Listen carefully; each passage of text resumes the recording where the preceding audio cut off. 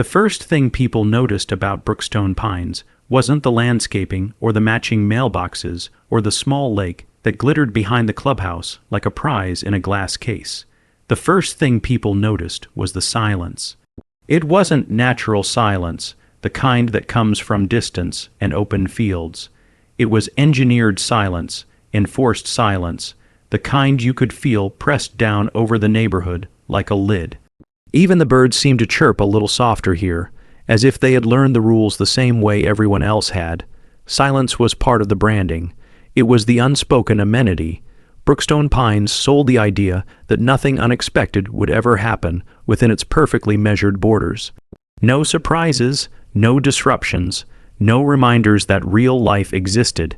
It was the kind of neighborhood where the homeowners association wasn't simply a line item on a mortgage statement.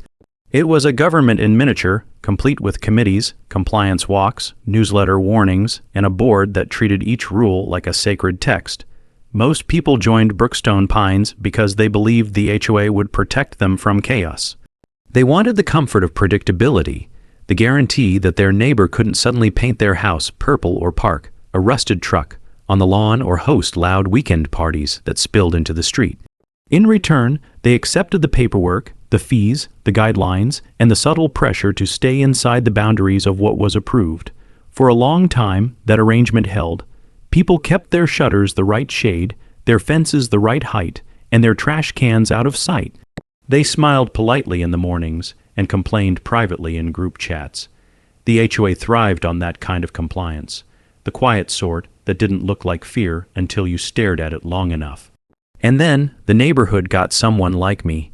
I didn't move into Brookstone Pines because I wanted rules. I moved there because it was close to the industrial corridor outside the city, because the mortgage was reasonable, because the house had a garage with enough space for real tools, and because the neighborhood looked clean and safe.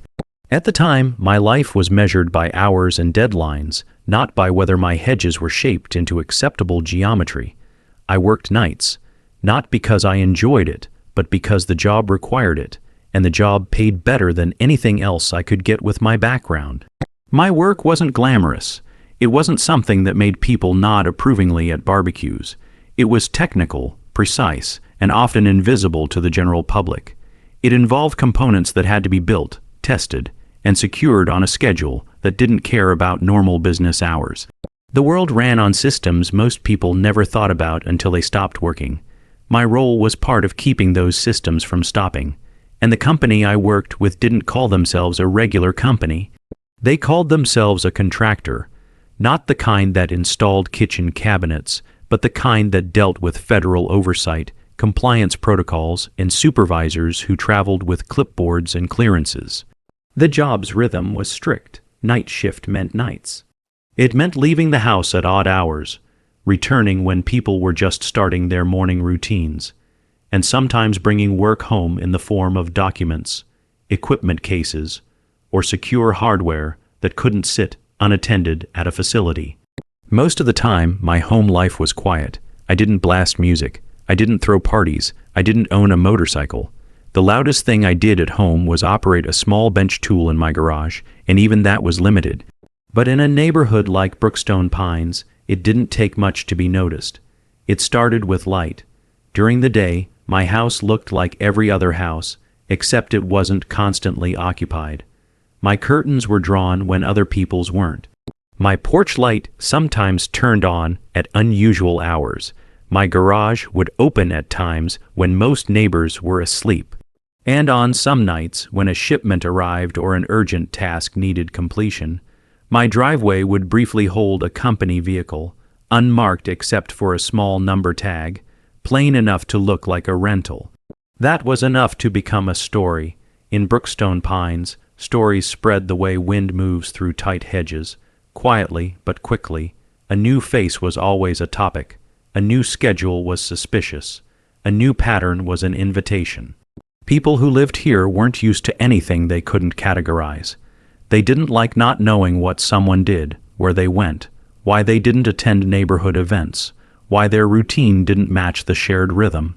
They didn't ask directly, they watched, they inferred, they concluded, and once the HOA started sniffing around, it was only a matter of time before the situation became official. The first HOA contact came as a neatly folded letter slid under my door like a warning wrapped in polite language. It was printed on thick paper with the Brookstone Pines logo in the corner, and it referenced a complaint filed by multiple residents about unusual activity during quiet hours.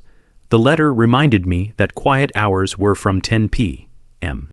to 6 a.m., and that any noise, lights, or activity considered disruptive could be subject to enforcement. It also referenced a clause about commercial operations being prohibited in residential areas. The tone wasn't aggressive, but it was confident, like someone speaking from a position they believed was absolute. At first, I dismissed it. HOA always sent letters.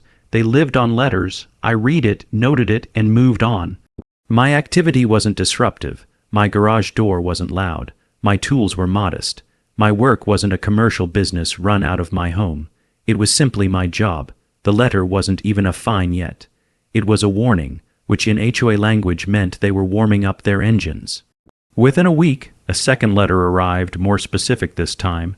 It cited audible mechanical noise and excessive exterior lighting on 2 separate nights. The dates were listed, the times were listed. Whoever reported it had been watching closely enough to take notes. The letter suggested I contact the board to clarify my situation and avoid further action. It included the email address for the compliance chair. That was when I noticed the name at the bottom, Marjorie Klein. In Brookstone Pines, names carried weight. Marjorie Klein wasn't just another board member. She was the kind of person who introduced herself by her position before her first name. She was the kind of person who considered community rules a calling, not a responsibility. She had been on the board for years, and rumors about her were as common as the neighborhood's trimmed lawns. People said she'd once fined a family for leaving chalk drawings on their driveway because it altered the appearance of the street. People said she'd walked up and down the neighborhood with a measuring tape like it was a badge. People said she could smell noncompliance. I didn't know any of that for sure, but I didn't need to. The second letter had her energy in every line. It wasn't a reminder, it was an assertion. It carried the implication that the HOA had already decided something, and they were giving me the courtesy of stepping into their conclusion. Still, I didn't respond immediately. My work week was brutal. Nights blurred into mornings, deadlines stacked. My phone filled with notifications I didn't have time to address.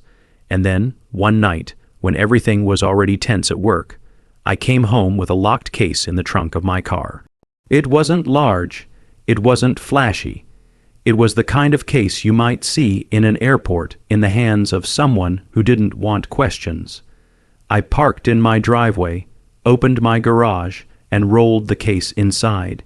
The entire process took less than 3 minutes. The garage door shut. The porch light went off. The street returned to its engineered silence. I thought that would be the end of it. I was wrong. The next day, when I woke up in the late afternoon, there was a third letter taped directly to my front door, not slipped under it, not placed politely in the mailbox, taped like a public notice. The paper fluttered slightly in the air as if it wanted attention. It wasn't subtle. It wasn't quiet. It was designed to be seen. This one wasn't a warning. It was a violation notice. It stated that I had been observed conducting an unauthorized commercial operation within the community, and that the board demanded immediate cessation of all business activity. During quiet hours, it referenced the community bylaws. It threatened fines. It also included a line that made my stomach tighten in a way the earlier letters hadn't. It said the board would conduct an in-person compliance inspection if the activity continued. That wasn't just nosy, that was invasive. That was the HOA stepping out of paperwork and into physical space. I stood there in the hallway, holding the violation notice, feeling the sudden clarity of what was happening. Brookstone Pines wasn't just annoyed by my schedule. They were afraid of it. They didn't like that they couldn't categorize me.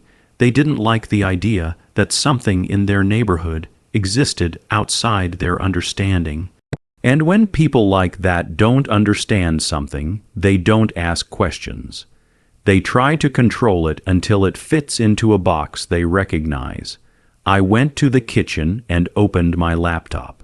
My first instinct was to fire off an angry email, but experience had taught me that anger was just fuel for people like Marjorie Klein. They fed on it. They used it as proof that you were the problem. Instead, I pulled up the HOA bylaws and read them carefully, line by line, because if Brookstone Pines loved anything more than silence, it was technicalities. The bylaws were exactly what I expected, vague enough to allow enforcement, specific enough to sound official. Quiet hours, commercial activity restrictions, exterior lighting rules, nuisance clauses, the kind of language that let the board interpret nuisance as whatever bothered them that week. There was nothing in there about my actual situation. Nothing about employment, nothing about someone bringing work equipment home, but I could already see the angle they were taking. If they could label my work as commercial operation, they could treat it like a home business and shut it down. And if they could conduct an inspection, they could try to step into my garage and see what I was doing. That was the moment my job stopped being just my job and became something I had to defend. I emailed the compliance chair. I kept it short. I stated that I was not operating a business out of my home, that my employment required non-standard hours, that my activities were not disruptive, and that any exterior light was minimal. I asked what specific evidence they had for the commercial operation claim. I requested that any further communication be in writing. The reply came faster than I expected, and it wasn't polite. It was brisk and confident. It stated that the board had received multiple reports, and that I had been observed moving equipment and performing mechanical work in my garage during quiet hours. It said that if the activity continued, the HOA would escalate enforcement. And it ended with a line that felt less like a warning and more like a promise. The board would be stopping by. The idea of a board member stopping by wasn't just irritating, it was a threat to my privacy. It was a direct collision between my real life and their manufactured calm. That night, I went to work with the violation notice folded in my pocket like a weight. I tried to focus on my tasks, but my mind kept returning to the idea of Marjorie Klein standing in my driveway, pointing at my garage like she owned it. I imagined her demanding explanations, insisting on entry, calling security, calling police, escalating because that was what she did. And as the night shift deepened, as the facility lights hummed overhead and the secure doors clicked open and shut, I realized something that made the situation feel even more dangerous. My work wasn't just sensitive. It was regulated. Certain items couldn't be exposed. Certain procedures couldn't be interrupted. Certain documents couldn't be left vulnerable. The HOA didn't just have the power to annoy me with fines. If they pushed hard enough, they could create a security incident without even understanding what they were doing. And the irony was brutal. Brookstone Pines had built itself on control, but there were forces bigger than an HOA. There were rules and agencies that didn't care about neighborhood bylaws. There were supervisors who didn't attend board meetings. There were federal contracts that didn't pause because someone wanted silence at 2 a.m. By the time my shift ended, I had already made a decision. I wasn't going to argue with Marjorie Klein in the driveway. I wasn't going to let the HOA frame my life as a violation. And I wasn't going to underestimate how far a person like her would go once she believed she had the right to interfere. When I pulled into Brookstone Pines at dawn, the neighborhood looked peaceful, the way it always did. The streetlights glowed softly, the lawns were still, the houses sat like sleeping animals in neat rows. It looked like a postcard, it looked like control. But as I turned into my driveway, I saw something that made my stomach drop. A car was parked across the street, idling with its headlights off. The silhouette inside didn't move, but the presence was unmistakable. Someone was watching. Someone had decided that my life was a problem worth surveilling. And in that moment, standing in the thin early light, I understood that this wasn't just about noise or rules anymore. This was about power. This was about a board member who believed her authority extended into every corner of the neighborhood, even into the parts of people's lives that weren't hers to touch. The real conflict hadn't started with a letter. It had started the moment Brookstone Pines realized there was something in their community they couldn't control. And now, the person who loved control the most had decided to make me her next project.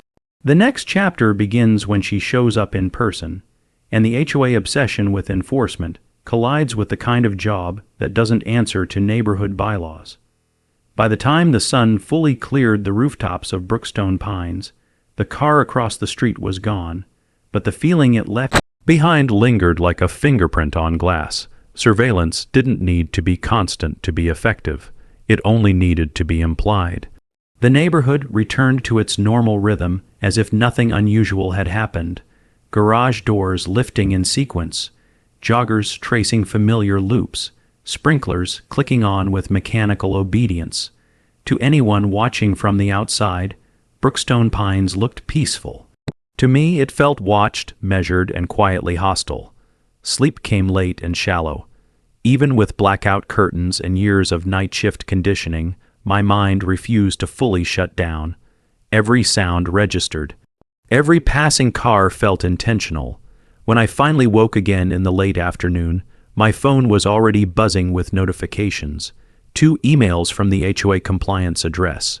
1 automated reminder. 1 marked urgent. The subject line alone carried accusation.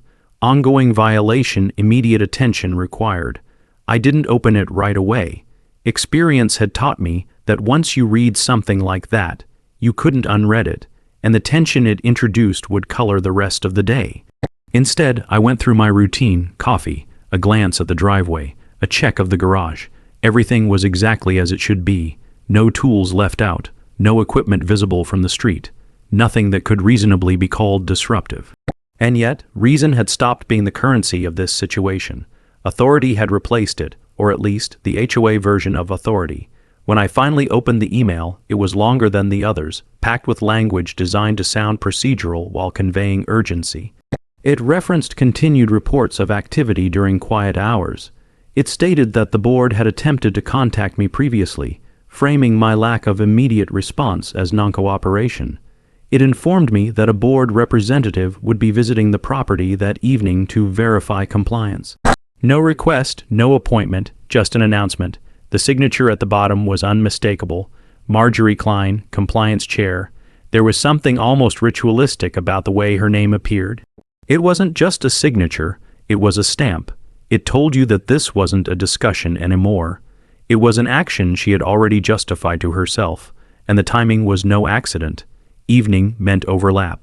It meant she would arrive while I was preparing to leave for work, when equipment might be visible, when activity could be misinterpreted, when she could feel validated in her assumptions. I considered my options carefully. Ignoring her wasn't viable. She would escalate. Calling the HOA management company wouldn't help. They deferred to the board on enforcement matters, especially when someone like Marjorie was involved.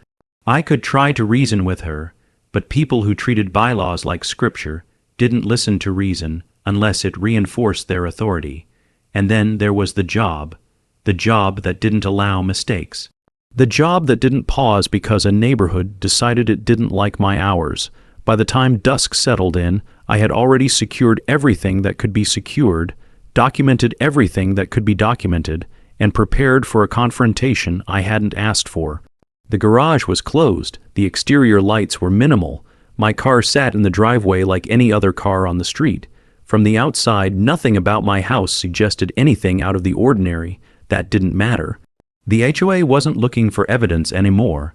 They were looking for confirmation of a belief.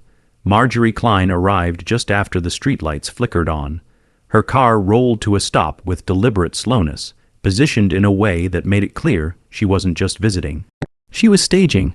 She stepped out with a clipboard tucked against her side like an accessory rather than a tool. Her posture was upright, her expression composed, the kind of calm that comes from believing you're in the right before the conversation even begins. She didn't knock immediately. She stood on the walkway, looking around, taking notes, letting the moment stretch. From inside, I watched through the narrow gap in the curtain. There was no confusion in her movements. No hesitation, this was familiar territory for her. This was what she did. Eventually she knocked, firm and measured, the kind of knock designed to sound official, not a neighborly tap, not a request. A summons. I opened the door without expression. The air between us was instantly heavy, charged with unspoken assumptions. She introduced herself by title, not by name, and launched into a summary of the violations, as if reading from a script. Noise, activity, commercial use. She gestured toward the garage, toward the driveway, toward the house itself, as though the structure were an accomplice. Her tone wasn't angry, it was certain. Certainty was her weapon. She informed me that she needed to inspect the garage to verify compliance. Not asked, needed. The implication was clear. Refusal would be interpreted as guilt. Cooperation would be framed as submission. Either way, she believed she was entitled to entry. That belief was the most dangerous part of the interaction. I denied the inspection, calmly, clearly. I stated that the HOA had no authority to enter my property or inspect my garage without my consent, and that I did not consent. Her expression tightened, not in surprise, but in irritation. This wasn't the response she was used to. Most people folded at this stage. Most people apologized, over-explained, offered concessions. I did none of that. I simply stood there, a barrier she couldn't legally cross. She shifted tactics immediately. She began citing bylaws from memory, referencing clauses about commercial activity and nuisance enforcement. She warned of escalating fines. She hinted at involving local authorities. Each point was delivered with the confidence of someone who had done this before and expected it to work again. What she didn't realize was that she was stepping further into territory she didn't understand. When she mentioned police involvement, something in the situation changed. Not outwardly, not visibly, but internally a line was crossed. Law enforcement was not a neutral escalation when federal contracts and secure work were involved. It introduced variables that could not be controlled by an HOA. It introduced scrutiny that didn't care about neighborhood politics. And it introduced the possibility that someone like Marjorie could accidentally interfere with something far beyond her comprehension. I told her, again calmly, that my employment did not violate HOA rules, that I was not operating a business from my home, and that her interpretation was incorrect. I informed her that any further attempts to interfere with my work would be documented. I didn't raise my voice, I didn't threaten, I simply stated facts. Facts, however, are deeply offensive to people who thrive on perceived authority. She left without inspecting anything, but she didn't leave quietly. She made sure to stand in the driveway a moment longer, writing something on her clipboard, glancing back at the house as if committing it to memory. She made sure anyone watching from their windows would see her there, performing enforcement. When she finally drove away, it wasn't retreat. It was a pause. Less than an hour later, the first fine appeared in my email. Unauthorized activity during quiet hours. Failure to comply with inspection request. The amount wasn't catastrophic, but that wasn't the point. The point was precedent. Once fines began, the HOA believed momentum was on their side. They believed pressure would force compliance. They believed I would eventually bend. What they didn't know was that my employer had already been notified.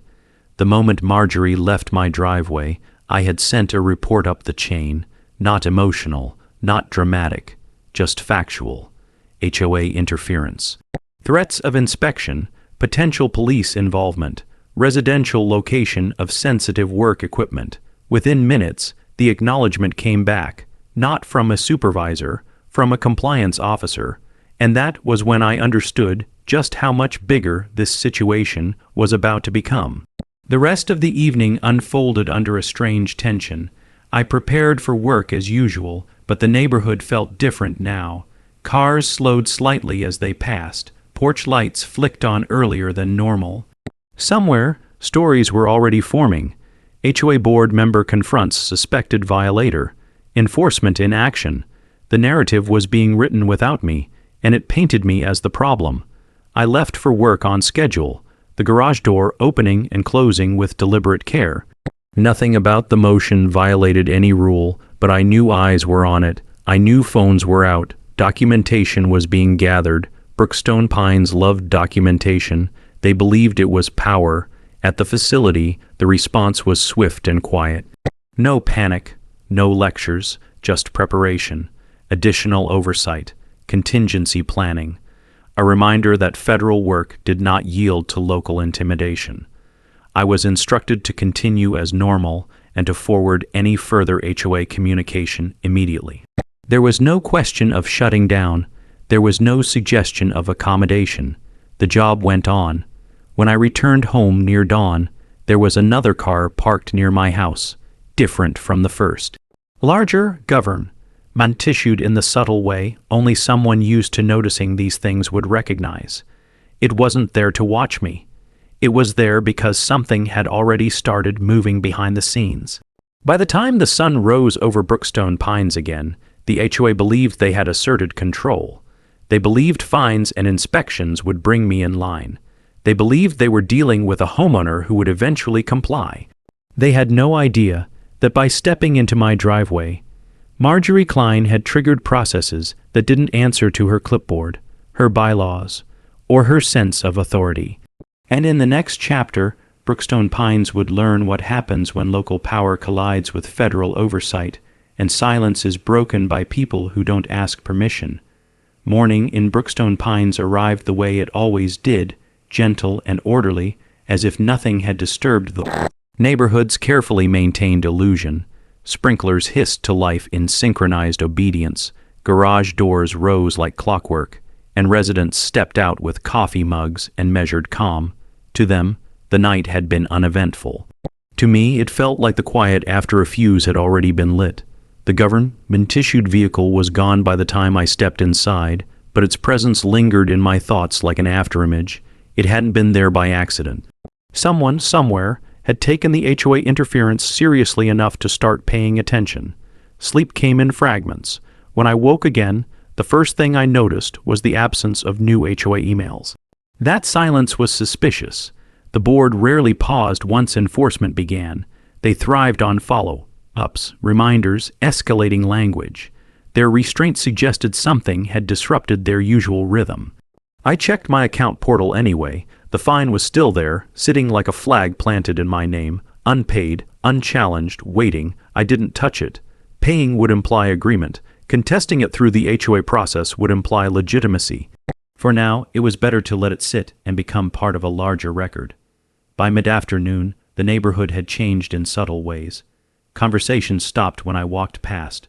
Curtains shifted more than usual. The story Marjorie had started was circulating, gaining details with each retelling. People didn't know what I did, but they knew it involved nights, equipment, and an HOA board member showing up in person. In communities like Brookstone Pines, ignorance didn't slow judgment. It accelerated it. Speculation filled the gaps. Some residents probably imagined a loud workshop. Others, something illicit. Few considered the possibility that the HOA might be wrong. The HOA was the authority they trusted to keep things orderly. Questioning it would mean questioning the foundation they had chosen to live on. The next HOA message arrived just before sunset. This one wasn't from Marjorie directly. It came from the board as a whole, written in the collective voice they used when they wanted to sound unanimous and unchallengeable. It referenced the previous violation and stated that continued noncompliance could result in increased fines, suspension of community privileges, and legal action. Legal action was always their favorite phrase. It sounded powerful, expensive, intimidating. It was designed to make people back down before asking what it actually meant. What stood out wasn't what the email said. It was what it didn't say. There was no mention of the inspection, no follow-up demand, no scheduled visit. The board had pulled back just enough to reassess, and that told me more than any threat could. Something had reached them, maybe not details, maybe not explanations, but pressure, the kind that made even confident enforcers hesitate. That hesitation didn't stop Marjorie. Her presence announced itself again that evening, not with a knock this time, but with movement at the edge of my awareness. She was walking the sidewalk slowly, clipboard in hand, pretending to conduct a routine compliance sweep. The performance was almost elegant in its audacity. She stopped in front of my house longer than necessary, jotting notes, glancing toward the garage, toward the windows. She didn't approach the door. She didn't need to. This was about visibility, about reminding me and anyone watching that I was under scrutiny. I let her write. I let her observe. I documented everything from inside, timestamps, photos through the window, notes on her behavior. This wasn't paranoia. It was preparation. People like Marjorie relied on the assumption that homeowners didn't push back effectively. They counted on discomfort and fear to do the work for them. Documentation disrupted that dynamic. It created a paper trail that didn't belong to the HOA. That night, my work schedule shifted slightly, an earlier departure, a different vehicle, a small adjustment requested by people who understood that predictability could become a liability. When I left the house, the street lights were already on, casting long shadows across the pavement. Marjorie was gone, but I knew she had been there long enough to see the routine. To her, it would look like defiance. To me, it was simply continuity. The escalation didn't come from the HOA directly. It came from the neighborhood. A notice appeared on the community bulletin board the next morning, printed and pinned in a way that ensured maximum visibility.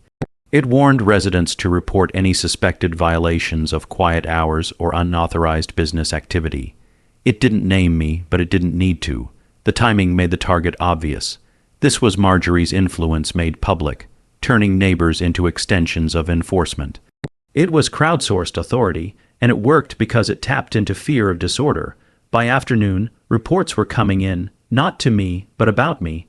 I knew because the HOA portal updated again, showing pending complaints under my address.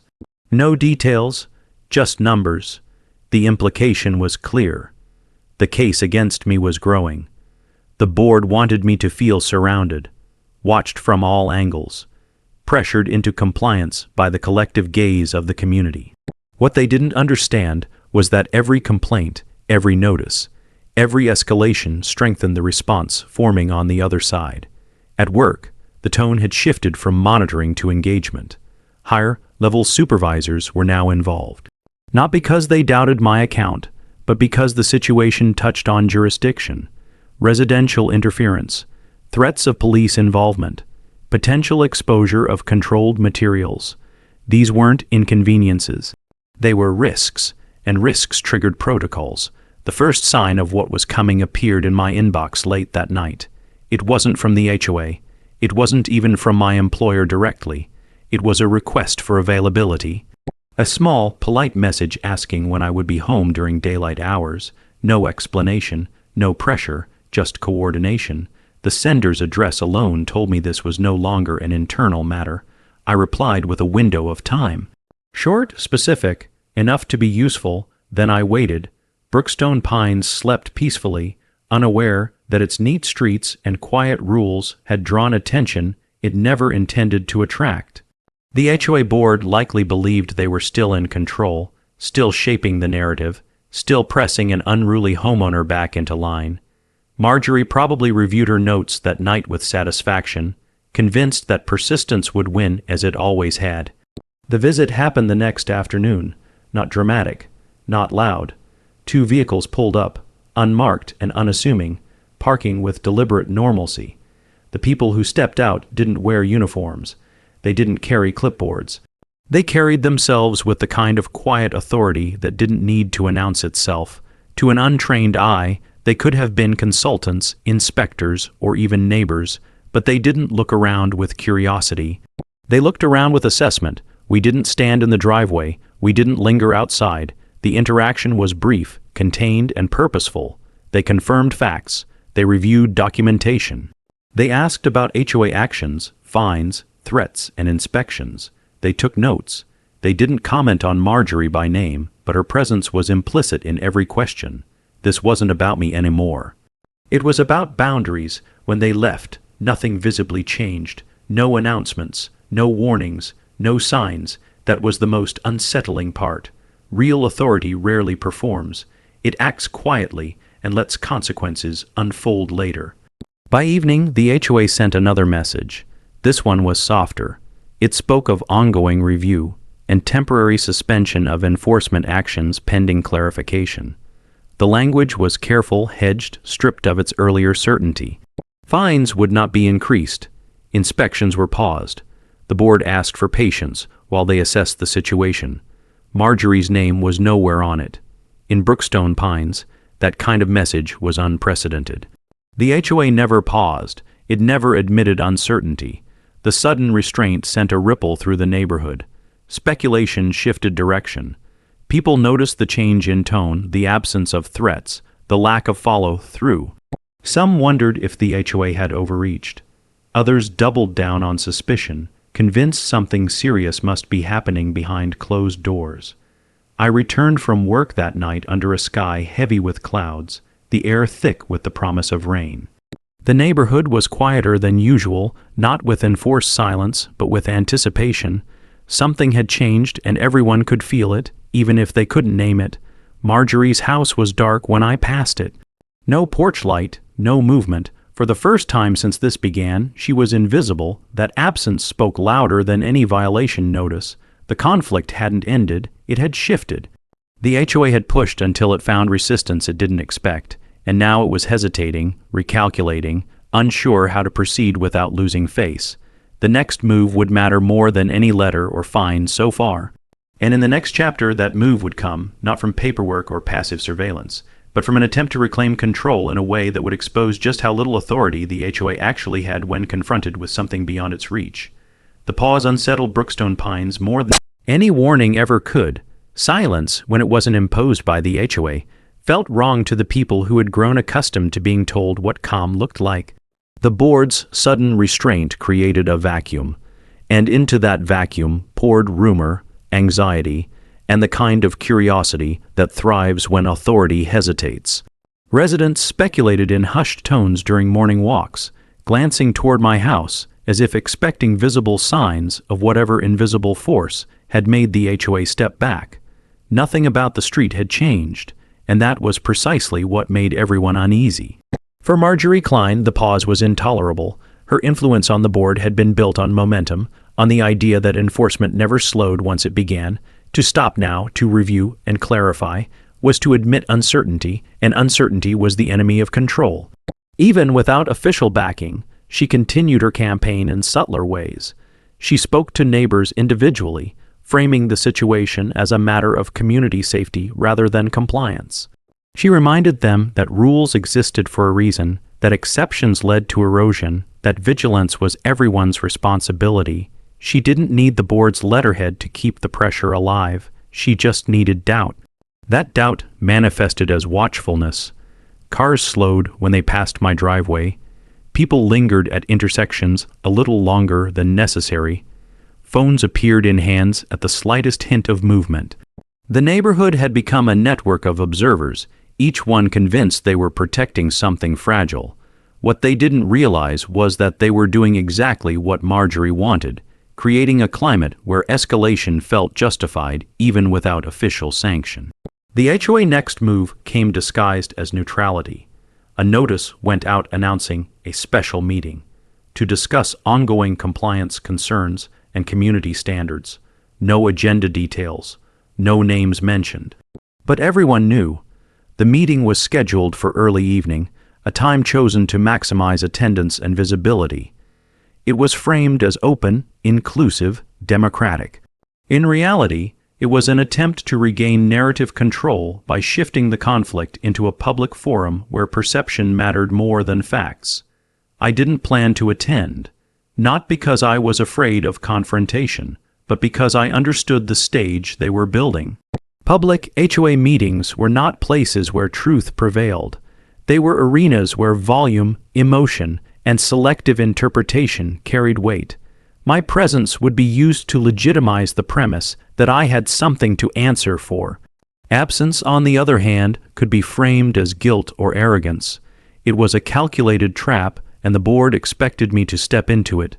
Instead, I prepared differently. Documentation was organized, timelines were consolidated, communications were archived. Everything the HOA had done, from the first letter to the fines to the attempted inspection, was laid out clearly and dispassionately. This wasn't for the meeting. It was for the people who didn't attend HOA gatherings and didn't care about neighborhood politics. It was for entities that measured authority by jurisdiction, not by enthusiasm. The meeting itself was predictably charged. Residents filled the clubhouse, drawn by curiosity and the promise of drama. Marjorie spoke early, positioning herself as a concerned guardian of community standards. She referenced noise, safety, and the sanctity of residential zoning without ever directly naming me. She didn't have to.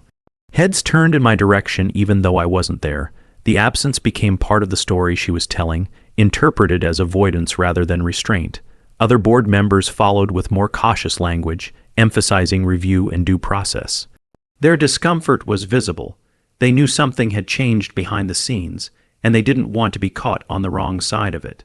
The tension between Marjorie's certainty and the board's newfound hesitation was palpable. It fractured the illusion of unity that the HOA relied on to project authority. By the end of the meeting, no resolutions were passed, no votes were taken. The board promised further updates and adjourned. For Brookstone Pines, that outcome was deeply unsatisfying. People left with more questions than answers, their expectations of decisive action unmet. Frustration simmered, and frustration looked for a target.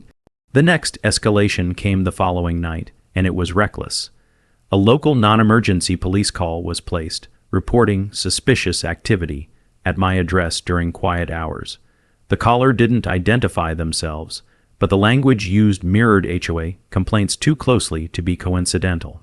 It referenced noise, equipment, and possible unauthorized business operations.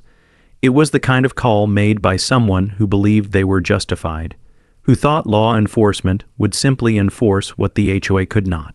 When the patrol car arrived, it did so without urgency, lights off, approach casual. From the outside, it looked like a routine check. From the inside, it was the moment the situation crossed from nuisance to liability. The officer knocked, professional and neutral, and explained the reason for the visit. There was no accusation, just procedure.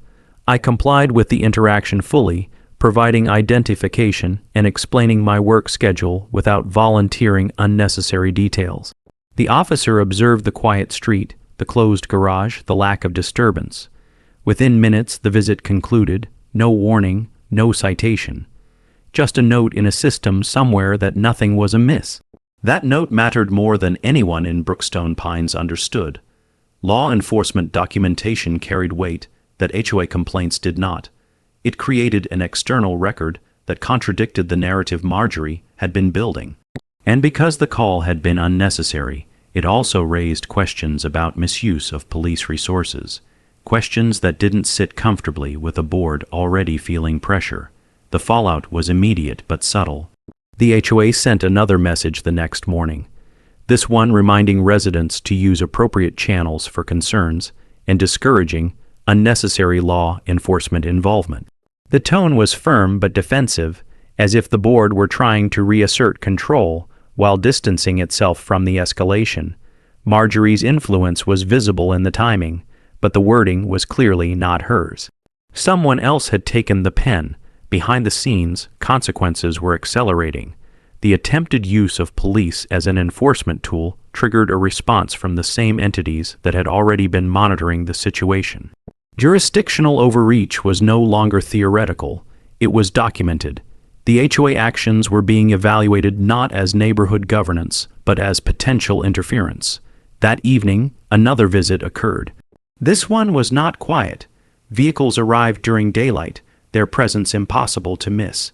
Neighbors watched openly now, curiosity overcoming discretion. The people who stepped out were again unassuming, but there were more of them this time, and their purpose was clear. They weren't there to ask questions, they were there to establish boundaries. The interaction was brief but definitive. Papers were exchanged, statements were acknowledged. The HOA was not contacted directly, but its actions were referenced. The message was simple. Certain matters were outside its authority, and continued interference would have consequences that extended far beyond fines and meetings. No threats were made. None were necessary. By nightfall, Brookstone Pines felt different. The silence returned, but it was no longer comfortable. It wasn't the engineered quiet the HOA had cultivated. It was the hush that follows a realization, when people sense that something larger has brushed past them, and they are unsure what it means. Marjorie did not appear that night. No clipboard, no sidewalk patrol. Her absence was no longer just noticeable. It was conspicuous. The woman who had once dominated enforcement conversations had been sidelined by forces she could not argue with or intimidate. The HOA board, meanwhile, prepared its next communication carefully, aware now that every word could be scrutinized beyond the neighborhood. The conflict had outgrown Brookstone Pines, and the board could feel it slipping out of their control. And in the next chapter, that loss of control would become undeniable, as the HOA attempt to reassert authority collided publicly with a reality they could no longer contain. Brookstone Pines woke the next morning with the uneasy awareness that something had shifted beneath its carefully manicured surface. The streets looked the same, the houses stood in their neat lines, and the lawns were still trimmed to regulation height. But the certainty that had once governed the neighborhood was gone. The HOA had always functioned as an invisible hand, guiding behavior through expectation and consequence. Now that hand was trembling, unsure of where it could safely land. The board's next message arrived just before noon, and its tone was unmistakably cautious. Gone were the sharp warnings and absolute declarations. In their place was language soaked in neutrality, phrases like ongoing assessment, external considerations, and temporary suspension of enforcement actions related to this matter. It was the bureaucratic equivalent of retreat without admitting defeat. They didn't apologize. They didn't rescind the fine. They simply stopped pushing, hoping the situation would dissolve if left untouched. Marjorie Klein did not accept that approach. For someone who had built her identity around enforcement, stepping back felt like surrender. If the board wouldn't act decisively, she would. She began reaching out individually to residents, reframing the issue as one of transparency and trust. She questioned why the board was suddenly hesitant. She suggested that powerful interests were being protected at the expense of homeowners. She positioned herself as the only one willing to stand up for the community, subtly encouraging others to do the same. The result was a fractured neighborhood. Some residents clung to the HOA authority, convinced that any retreat meant something was being hidden. Others sensed that the board's hesitation signaled a line had been crossed and wanted no part of the fallout. Conversations became guarded. Group chats split. The shared confidence that Brookstone Pines once projected fractured into camps of suspicion and caution. That fracture became visible when another HOA notice appeared, this one announcing a clarification of policies regarding residential use. It read like a legal document rather than a community update, dense with qualifiers and exceptions. It attempted to redefine what constituted commercial activity, carving out ambiguous language that could be interpreted in multiple ways. To the board, it was a way to reclaim authority without directly confronting the issue at hand. To Marjorie, it was weakness. She escalated in a way that surprised even those who supported her. She submitted a formal demand for a full compliance hearing focused on my address, citing the accumulated complaints and the unresolved fine. The demand was procedural, technically allowed within HOA rules, and designed to force the board's hand. If granted, it would drag the issue back into the HOA domain, where she felt confident she could dominate the outcome. The board hesitated. They requested time. They consulted legal counsel. That consultation was the turning point. The attorneys didn't speak in absolutes, but their guidance was clear enough. The HOA actions had attracted attention beyond what was normal for a residential dispute. Continuing aggressive enforcement carried risk. Not just of losing a case, but of exposing the association to scrutiny it could not control. The board's priority shifted from winning to avoiding damage. The compliance hearing was quietly denied. Marjorie did not take that denial well. She interpreted it as betrayal, not caution. In her mind, the board had abandoned its duty, and she was left to carry the burden alone. That sense of grievance fueled her next move, one that crossed from overzealous into reckless. She filed a complaint with the municipal zoning office, alleging that an illegal business was operating in a residential zone and that the HOA had failed to enforce its own rules. Municipal complaints were different from HOA reports. They triggered inspections, paperwork, and interdepartmental communication. They were also subject to verification. When the zoning office reviewed the complaint, they did what bureaucracies do best. They asked questions. Questions that required answers backed by documentation. Questions about permits, noise levels, and the nature of the alleged business. Those questions reached my employer before they reached me. The response was swift and controlled. Documentation was provided, clarifications were issued, jurisdiction was established. The complaint, once examined, unraveled quickly. There was no business operating. There was no zoning violation. There was, however, a clear record of repeated interference by a homeowners association and an individual board member acting beyond her scope. That record did not stay confined to the zoning office. By the time I received notice of the complaint, it was already being addressed at a level far removed from Brookstone Pines. The message I received was brief and reassuring. The matter was under control. No action was required from me. The situation would be resolved appropriately. It was the kind of message that signaled decisions were being made elsewhere. The effect on the HOA was immediate. The board received formal correspondence referencing the municipal complaint and advising against further action related to my property. The language was firm, not hostile, but unmistakably authoritative. It reminded the board of its limited jurisdiction and the potential consequences of continued interference. It did not name Marjorie, but the implications were obvious. The board convened an emergency meeting. Not announced, not public, closed door. When they emerged, their posture had changed entirely. They issued a new notice rescinding the fine and stating that no violations had been found. The wording was careful, designed to save face, but the reversal was unmistakable. Enforcement was not just paused, it was over. For the first time since this began, the HOA admitted, indirectly, that it had been wrong. The neighborhood reacted in waves. Some residents were relieved, eager to put the matter behind them and return to comfortable predictability. Others were angry, feeling misled and unsettled by the realization that the HOA could be challenged so thoroughly. Marjorie's supporters grew quieter. Her critics grew bolder. The balance of power shifted in small but visible ways. Marjorie herself became a shadow of her former presence. She stopped patrolling the sidewalks. Her name disappeared from compliance communications. Rumors circulated that she had been advised to step back, that her actions had exposed the HOA to risk, that her authority had been curtailed. No official announcement was made, but the silence around her spoke volumes. For me, life returned to something resembling normal. My work continued. My schedule remained unconventional. The neighborhood watched less closely now, their curiosity dampened by the realization that this situation had consequences they didn't fully understand. The sense of being under siege faded, replaced by a cautious distance. But the story wasn't finished. The HOA had retreated, but it hadn't reconciled. The board had protected itself, but it hadn't addressed the underlying culture that allowed someone like Marjorie to wield so much unchecked power.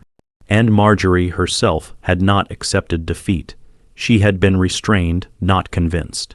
In the next chapter, that unresolved tension would resurface as the HOA attempted to quietly rewrite its own history, and Marjorie made one final attempt to assert control, triggering the moment when federal authority would no longer remain behind the scenes. Brookstone Pines entered a phase of forced normalcy, the kind that follows a public misstep no one wants to acknowledge. The HOA resumed its usual flow of newsletters and reminders about trash days and landscaping standards, deliberately avoiding any mention of the conflict that had consumed the neighborhood only weeks earlier. To an outsider, it would have looked like nothing had happened. To those who lived there, the silence felt curated, like an edit made after the fact to preserve a narrative that no longer held. The board's attempt to move on was not an apology or an explanation. It was revision. References to the rescinded fine vanished from the HOA portal as if they had never existed. The compliance log for my address was wiped clean, reduced to a blank slate that implied compliance had always been intact. This erasure wasn't subtle, it was strategic. The HOA wanted to remove evidence of overreach before anyone else could question it. Marjorie Klein watched this rewriting of history with thinly veiled resentment. Her authority had not been officially revoked, but it had been functionally dismantled. She no longer sent compliance notices. She no longer led inspections. Her role on the board shifted from enforcer to figurehead, included in communications but stripped of initiative. For someone who had thrived on control, the demotion was humiliating. That humiliation hardened into resolve. She began quietly collecting information, not through official HOA channels, but through neighbors who still trusted her. She asked questions framed as concern. She listened more than she spoke. She noted patterns, schedules, vehicle changes. What she gathered wasn't evidence in any legal sense, but she didn't care. She believed she could still expose something if she looked hard enough. In her mind, the HOA hadn't been wrong. It had simply lacked the courage to see the issue through. The board, meanwhile, attempted to insulate itself. Legal counsel advised them to document restraint, to avoid direct contact, to let the matter fade. They complied outwardly, but their discomfort lingered. HOA were built on the assumption of authority within their boundaries. Discovering those boundaries were permeable had shaken them. They didn't want a repeat. They wanted certainty back. That desire for certainty led to their next miscalculation. Without consulting legal counsel, the board approved a new community safety initiative. It was presented as a benign update, a set of guidelines encouraging residents to report unusual activity and prioritize neighborhood awareness. On paper, it sounded harmless. In practice, it reopened the door they had just been warned to close. It empowered residents to observe and report without clarifying limits, effectively outsourcing surveillance once again.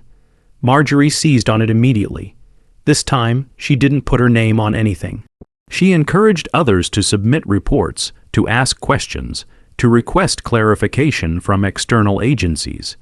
She positioned herself as a private citizen now, no longer constrained by board optics. In doing so, she believed she had found a loophole. If she wasn't acting as a board member, she reasoned, she couldn't be accused of HOA overreach. The reports began to accumulate again, this time from multiple names. Noise complaints, suspicious vehicle observations, questions about permits. None of them rose to the level of enforcement, but together they formed a pattern that could be forwarded, escalated, and reframed. The tipping point came late one night when a resident, emboldened by the new initiative, contacted a federal workplace safety hotline. The call was vague but pointed, suggesting that hazardous materials might be stored improperly in a residential area. The caller did not identify themselves. They did not need to. The mere suggestion was enough to trigger a review. This was the moment the situation crossed from local annoyance into serious liability. The response was not immediate, but it was thorough. Agencies communicated. Records were checked. The origin of the complaint was traced not by name, but by context. Patterns of interference, previous reports, and documented HOA actions were all considered. What emerged was not evidence of wrongdoing on my part, but a clear narrative of repeated, unfounded allegations driven by a small group within a homeowners association. When the inspectors arrived, they did not come quietly. They arrived during daylight, with marked vehicles and official identification, their presence impossible to ignore. Neighbors gathered openly now, no longer hiding behind curtains. This was no longer gossip. It was spectacle. The inspection itself was brief and controlled. Proper procedures were followed. Clearances were verified. There was no panic, no tension. The outcome was never in doubt. The inspectors left without issuing warnings or citations, their departure as decisive as their arrival. What followed was the part no one in Brookstone Pines had anticipated. Within days, the HOA board received formal correspondence referencing the pattern of complaints originating from their community. The letter was precise and unsparing. It outlined the risks associated with repeated false or unfounded reports, the strain placed on public resources, and the potential consequences of continued interference. It did not threaten, it instructed. The HOA was advised to cease all actions related to the matter and to implement internal controls to prevent recurrence. This time, the message was not private. A summary of the correspondence was shared with the board's legal counsel, the management company, and municipal offices. The HOA attempt to contain the issue collapsed under the weight of external oversight.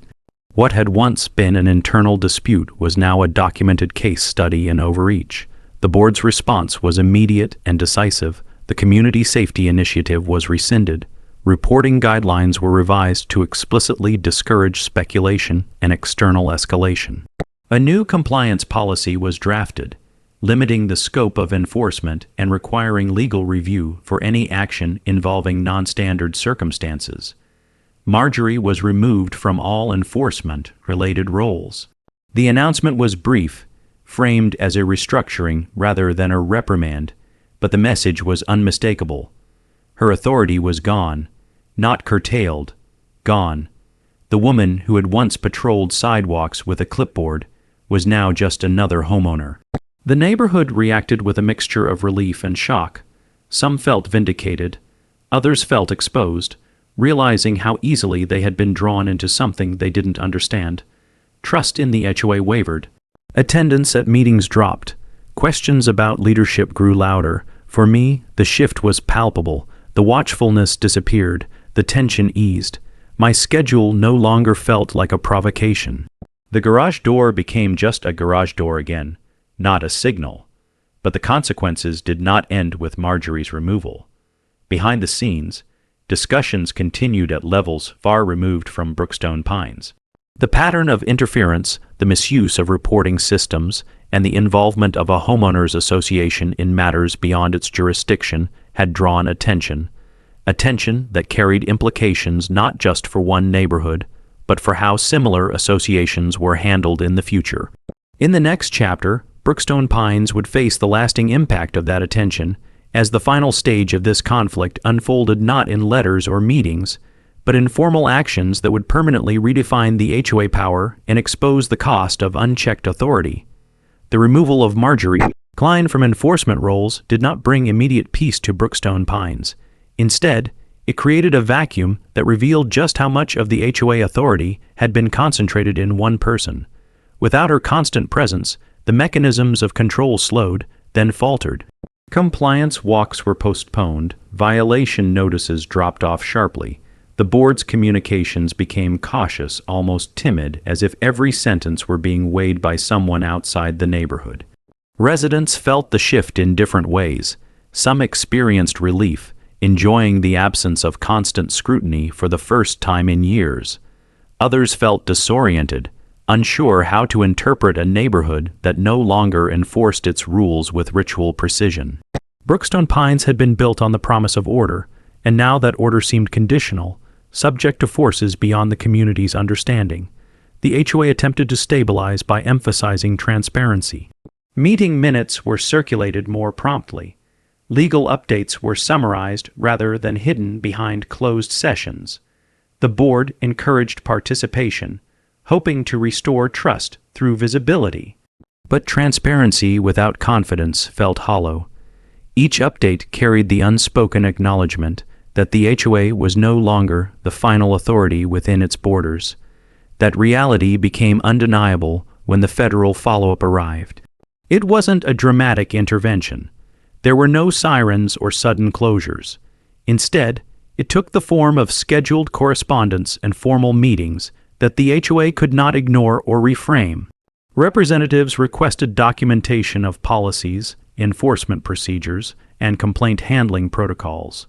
They asked about internal checks, decision-making authority, and escalation practices. These weren't accusatory questions. They were structural ones designed to assess risk. For the HOA, answering them was deeply uncomfortable.